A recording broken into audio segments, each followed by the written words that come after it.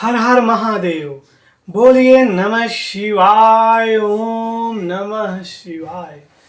भोले बाबा की और माता पार्वती की मैं एक बहुत ही सुंदर कथा सुनाने जा रहा हूँ, कहानी सुनाने जा रहा हूँ। अगर आप लोगों को पसंद आए तो इस चैनल को जरूर सब्सक्राइब करिएगा और बेल आइकन को प्रेस करिएगा, जिससे महादेव और पार्वती की भक्ति की कथा आप लोगों को मिलते रहे और भक्तिमय हो जाए ये सब लोग। आइए सुनते हैं। एक बार की बात है, भोलेनाथ और माता पार्वती भ्रमण पे निकले थे। पृथ्वी पर शाम का पहर था। माता पार्वती और भोलेनाथ भ्रमण कर रहे थे और रास्ते में चलते चलते भ्रमण करते करते माता पार्वती को भूख की अनुभूति हुई। उसके बाद माता पार्वती ने कहा, हे नाथ, हे भोलेनाथ, हे मेरे नाथ, मुझे जो है भूख की अनुभूति हो रही है और मेरा खीर खाने का बहुत ही मन है। भोलेनाथ ने कहा, चलो। फिर जाते जाते एक बहुत ही बड़ा महल रास्ते में मिला। उसके बाद महल के करीब में पहुँचे तो वहाँ पर रानी निकली और बोली, क्या चाहिए आप लोगों को? भोलेनाथ पार्वती जी बोले, बस मुझे भोजन करा दो। तो उसके बाद बस भोजन में सिर्फ मुझे खीर चाहिए, जिससे हम दोनों की सुधा शांत होगी और हम दोनों आपको आशीर्वाद देंगे, सदा ही आपका धन वैभव बना रहे।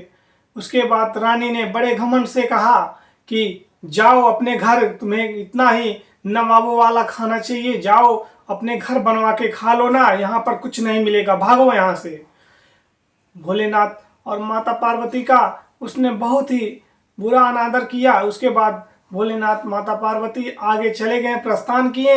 एक बूढ़ी माँ एक कुटिया में रहती थी, वहाँ पर भोलेनाथ और माता पार्वती पहुँचे। उसके बाद बूढ़ी माँ ने प्रभु भोलेनाथ और माता पार्वती से प्रणाम किया और कहा, हे प्रभु, आपकी मैं क्या सेवा करती हूँ? भोलेनाथ बोले, हे माता, बस मुझे भूख की अनुभूति है, जिससे आप मुझे खीर खिला के मेरे सुधा को शांत करिए। फिर बूढ़ी माँ ने घर में गई और चावल निकाली और उसके बाद खीर बनाई। उसके बाद भोलेनाथ और माता पार्वती को परसी, जिससे माता पार्वती और भोलेनाथ खाकर आनंदमय हो गए। उसके बाद बूढ़ी माँ ने आशीर्वाद लिया और उसके बाद कहा, और कोई सेवा हो तो प्रभु और भी बताइए, मैं तुच्छ आपकी सेवा में उपस्थित हूँ। उसके बाद भोलेनाथ माता पार्वती जो है अति प्रसन्न हुए।